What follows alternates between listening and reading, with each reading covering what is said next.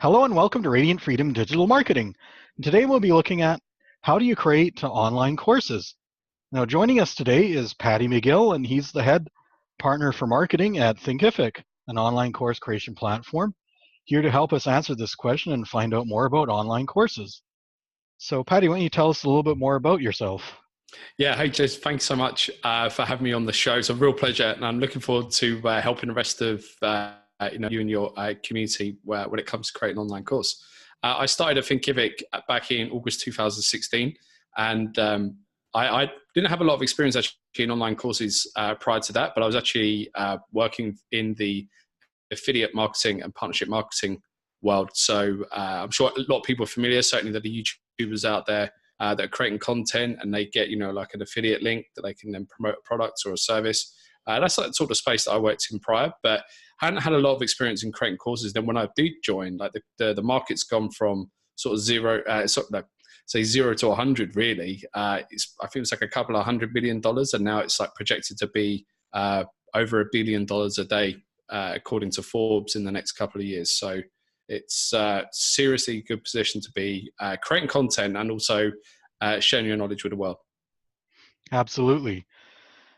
And so thank you for sharing, that brief intro about yourself with the audience. So what we're going to do is now jump into the main reason why you're here, which is to tell us more about online courses.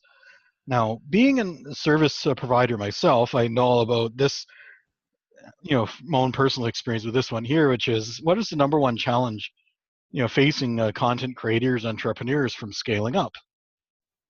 Yeah, so it's when a lot of time it's when they're always entrepreneurs, business people, content creators. You're always trading your time for money or time to do something or to get an outcome in something. So the only thing that you have a limitation on is time itself. So what you need to do now in order to scale up, to grow your business, to produce more content, to help more people, certainly if you're looking to create an online course, is you need to sort of separate yourself from that. So there's a few ways that you can do that. And you need to really, one of them is to create an online course, create a digital product that allows people to consume your content whenever and wherever they are around the world, as many times as they like. Yeah, and certainly as I said, as a service provider myself, doing website development and SEO services, I run into that trading time for money barrier myself many times. So yeah, it really is the number one thing. And when you're a service provider, you notice, Jason, like when you're working with clients, there's always stuff that you need to do or you need to say on a regular basis to your clients. So it could be, hey, before you give you access to your SEO account, I need you to follow these particular steps or tasks to enable the account to be ready and be prepared for me to go and manage it. So if you're doing a lot of that over and over again with your clients, you could also create like a mini course or a mini guide step by step. So you can say, hey, Mr. Client, hey, Paddy, just before you hand over the keys of the kingdom, follow this guide. And then once you've done that, just let me know. So again, it allows you to then separate that sort of 20, 30 minutes, 40 minutes you being on that call with that client, that you can go and then spend it maybe on someone else or start doing other things that you like doing. Yeah, absolutely. And so next question I have for you is, what are the top reasons why entrepreneurs don't create online courses? So there's a couple of reasons why. So the first one is a lot of people don't think that they have the expertise really to get started. That can definitely be a bit of a misconception. Not every single person around the world about a particular subject has 100% like knowledge and understanding of everything. We're always constantly learning on a day-to-day basis. So if you look at it like this way, so someone who is in, let's say, grade 5, learning grade 5 math and does it well, could definitely teach someone who is in a lower grade and show them the way to get to where they need to be. And obviously the person that's in grade 5 and wants to learn how to get to grade 7 could learn from someone in grade 7. So it's all about like leveling up your skills and knowing where to help people, at what level they're at as well. That's the way that I always like to look at it. Certainly if you're thinking, I don't have the expertise, it's a huge misconception. Now people are spending more and more money and giving more of their time to people actually who are not like professionally certified these days, or learn from professional academies. People want buy into the knowledge. People want to buy into the experience that that person has had. So many stay-at-home mums that work, that create courses on Thinkific, teaching Pinterest marketing, for example, and they didn't have a clue about Pinterest when they first got started. It was just like a hobby and something they liked doing. And over time, because they developed experience, because they helped their community out with questions and people that were also getting started, they were then seen to be an authority in their space, and then that's how it all balloons out. Really, one of the next things is time. So going back to what we're saying, if you make the commitment to create an online product or to create a service, that will give you the separation and the leverage you need to help more people as well. Because again, standardizing some of your processes with an online course, or making online checklists, or online videos on how to do something, stuff that you have to repeat on a daily basis, is a great reason and a great candidate for creating an online course. One of the other things that I know, Jason, I know you asked me this as well, was there's a lot of people out there. You can go learn anything really for free on YouTube, and you know what? That is the case. You can learn pretty much anything on YouTube. Just like you are today, coming to learn about online courses. And there's people that will tell you a lot of the same stuff that I'm probably going to tell you as well. And they may charge for it, and some won't. But the reason why people want to go and pay for an online course to learn about a subject that you could go and learn for free somewhere else, people want the accountability, people want the community, and people want to be able to have it structured and packaged up where it's easy for them to access all in one.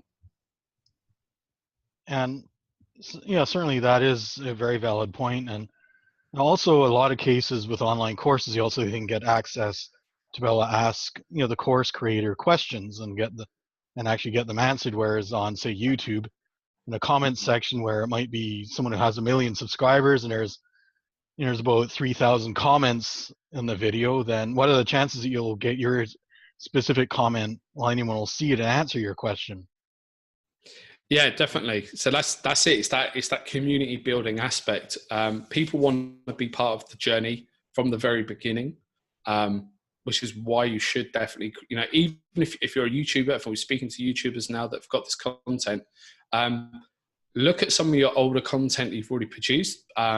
Maybe give it a small refresher, package it up into a small mini course, and host it on a different page somewhere, maybe on a lead page, maybe on a platform like Thinkific, or somewhere else. And then look at the results that you're getting, because, I'm talking specifically as for YouTubers and content creators here, people that rely on like things like Patreon, people that rely on, like AdSense and and advertising, which obviously can fluctuate because you don't know what's going to be, you really don't know what's going to be a hit or not. And obviously donations as well.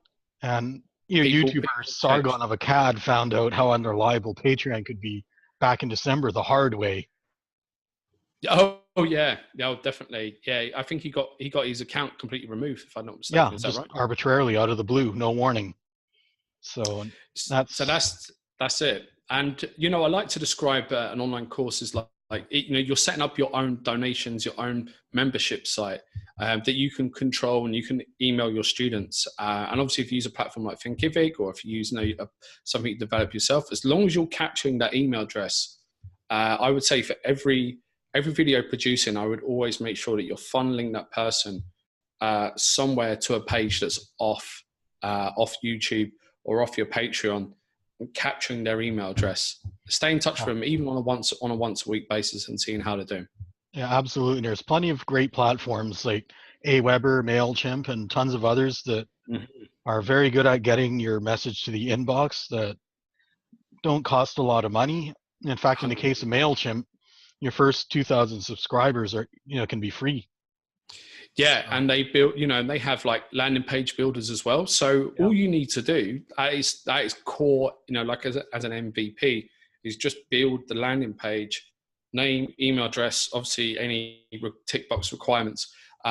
If you want to find, I would definitely, if you can, you want to sort of segment it as early as possible, because that saves the hardship of doing it once your list gets big.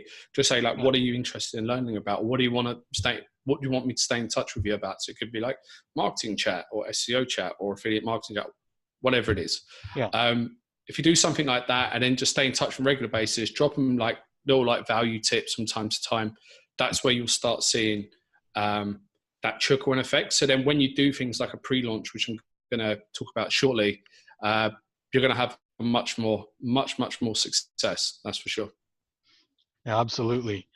And sales funnels are definitely one of the things that I'm quite knowledgeable about. And, I find those are a great way of actually, promoting an online course if you're wanting to take matters into your own hands and not rely on a platform to promote it for you, which even platforms that do promote their, their own clients' courses, that still you're in a better position if you're also doing your own promotion.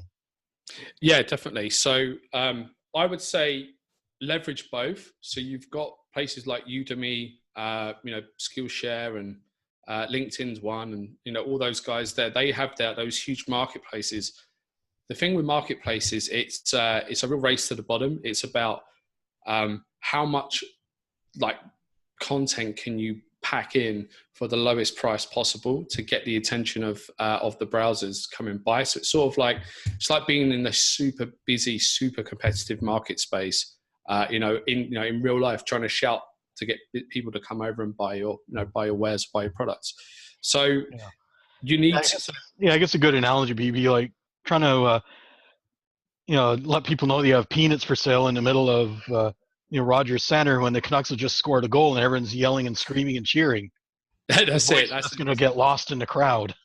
100%. So you know what a lot of people do now to actually start finding out what works, what doesn't. A lot of people actually go on places like Udemy. They'll produce a really good free course, and at the end of the course, make a reference in the video, say like, "Hey, head on over to this link. I've got a downloadable guide, a bonus downloadable guide that you can go and find here, or head on over to my social account and give us a like, and I'll drop it out to you."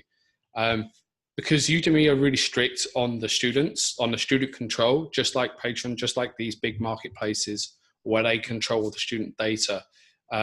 It's crucial for you to get them from that place into either this lead page or this downloadable guide. And then you use that also as like a way to generate new leads on top of maybe like pre-launching a course, which I'll talk about shortly. But if you're out there right now thinking, well, this sounds great, but I really don't know what to teach, I would start looking at what are like some of the things that you're well known for. What's that sort of main question or that piece of advice that people come up and ask you for help with time and time again, in a professional, even in a personal experience? Look at that. Look at what your passions are. What is it you like to do? Because you can't. You need to like what you're doing. Okay, you need to, at the very least, tolerate. If you're going to start teaching about a particular subject, I was always encouraged it to be a mix of something you like doing, something you got experience in, and where there's that market demand. And the market demand is super important as well, because if there's no market demand for your product, so if there's not any courses for your product or service, or if there's no one writing any books about it, if there's no one producing content about it, there's a distinct possibility that there's not a demand for it. Yeah, and that's certainly somewhere you need to do your research on, because when something like that's happening, there's one of two possibilities. Really, it's either nobody's doing it because there's no demand for it, or there's a demand for it that's being unmet, and there's an opportunity here for you to be the first one to jump in and meet that demand. Yeah, definitely. So, well, yeah, that's right. As long as you can see that there is demand and there's people putting their card down and paying for something. So when you're doing the research, it's really important that you go on places like Amazon, you look on places like YouTube, go on places like Udemy, look at the most popular courses, the most popular books in the niche or the business or passion area that you specialize in, or you're looking to specialize in, and start reviewing what people are saying. Take notes of all the stuff that people are saying good things about. Make a note for all the stuff that is not good, and that's where you can then start shaping that demand and say, okay, so people that are trying to get their puppy to sit on command in 7 days or less. Everywhere that I've read, it's always about positive reinforcement, and you have to use treats and you have to use a high pitched voice. It's not about spanking the dog or doing something silly like that. Yeah. So figuring out what those steps are is a great way to really understand if there's going to be a demand for it or not. Yeah, for sure. And now that saying is a good time to talk about the next question, which is, what is the quickest way to get started in building an online course?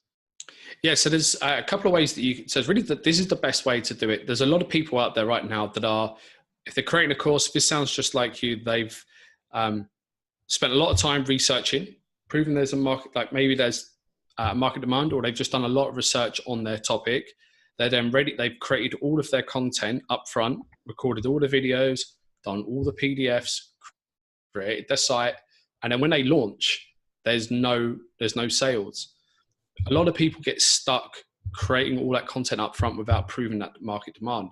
So the first way to do that is actually to go out and build a community with your, with your network, with your audience. So just like you would on YouTube, just like you would on LinkedIn, and obviously LinkedIn's becoming a really powerful tool to use in 2019 now, and to really set yourself up as an authority figure.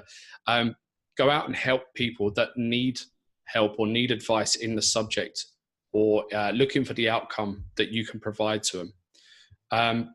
That's the most important thing. Go out and help people. And it's very much on the similar vein of what Gary Vaynerchuk says, where it's like jab, jab, jab, right cross. You've got to give, and then you can ask for something. It's a very similar thing. You've got to go out and help people first, because then that also sets you as the authority figure. People then want to learn more from you all the time. And again, when you start building up that expertise, you can then do this pre-launch method where you then reach out to them all and say, hey there, everyone, I'm thinking of creating a course on dog, how to get your dog to sit, or how to look after your dog in the first 90 days as being a puppy. What specific challenges do you have about that topic that I can help you with?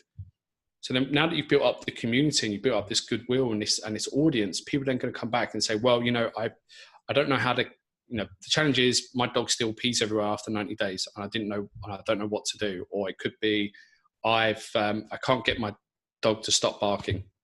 These are the examples. People are going to give you this information. So then once you've got that and you've got those main topics, you can then get back out to them and say, okay, so I'm launching a course in 6 weeks time, and it's going to be about it's like the 90-day way to make your puppy perfect, or something along those lines. We're going to teach you how to make your dog sit on command. We're going to teach you how to stop your dog from urinating within the home. We're going to teach your dog how to stop barking. And we're also going to give you some live coaching one-on-one throughout this whole experience. Live demonstrations on video, or via my phone, or via a Zoom call if you're teaching something where people could sit on Zoom and watch you teach something on your computer.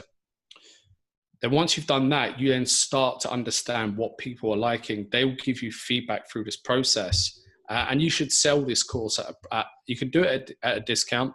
Most people do. I would not encourage you to give it away for free unless you just, you're only interested in just producing content.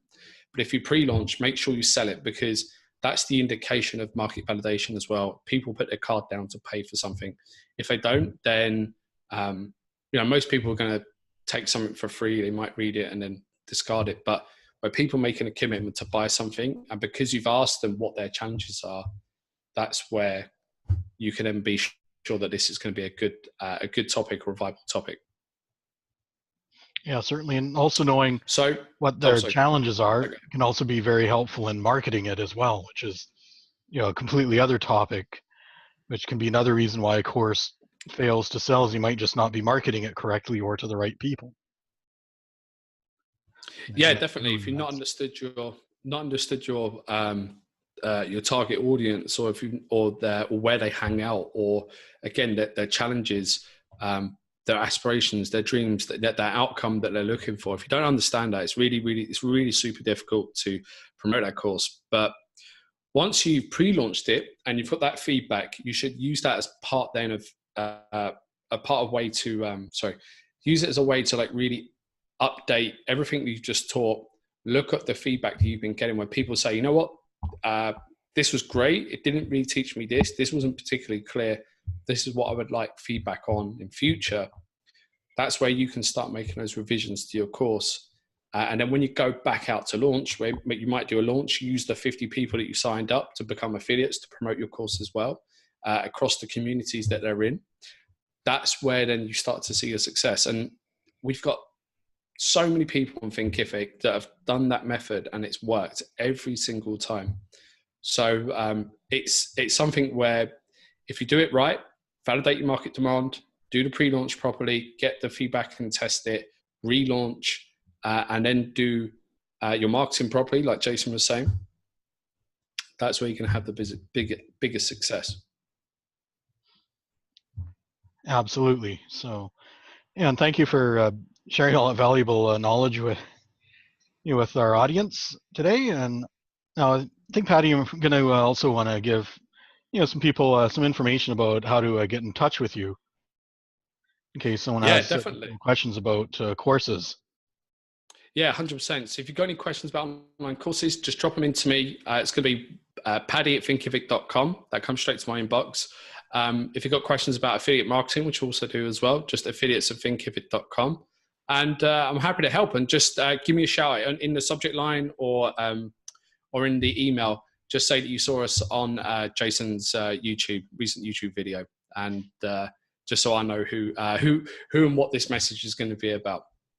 Absolutely, and I'll also make sure to put that information in the description section down below, as well as in a pinned comment, in case you want to make sure you can find it. Oh, I was just going to say, sorry, Jason, I was going to say for your audience, actually, what I could do is I could send you over a link that has like a full 60-minute training on this, on all of this. So if you want to go right into the detail, you can get started on that as well. Does that sound good? Yeah, absolutely. So if you want to share that link with me, I'll be sure and put that in the also in the description and the pinned comment in this video. If you found this helpful, be sure and hit that like button to let us know, as it really does help us out. To get more marketing and website contents, make sure you subscribe and ring the notification bell to be sure you get notified when we upload new contents. Now remember, you're awesome, so shine your awesomeness for the world to see. This has been Jason from Radiant Freedom, joined by Paddy from Thinkific, and bye for now. Bye-bye.